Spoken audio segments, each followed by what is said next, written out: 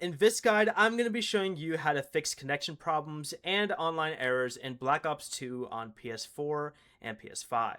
This is Miguel from Just Boz, and before we get into this guide, make sure to like the video and subscribe to the channel with all notifications on for more content like this. It really does help out the channel and we'd greatly appreciate it. If you have any questions, just ask them down in the comment section below. I'm going to be doing my best to reply to every single comment down there.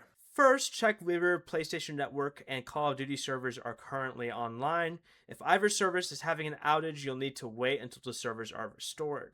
But if the servers are working, go ahead and completely close Black Ops 2 like I am right now, and then reopen it. You should also restart your PlayStation console while you're at it. If that doesn't work, you should next restart your router by unplugging it for a few minutes, then reconnecting the power.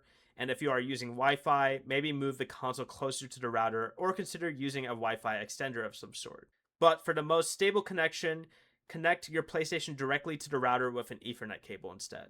You should also pause any downloads, video streaming, or any other internet-heavy activity on devices connected to the same network. Finally, test another online game, maybe Black Ops 1 for example, to determine whether the problem is limited to Black Ops 2 or if it affects your entire connection. Before you leave, remember to like the video and subscribe to the channel with all notifications on for more content like this. It really does help out the channel and we'd greatly appreciate it. And if you did have any questions, just ask them down in the comment section below.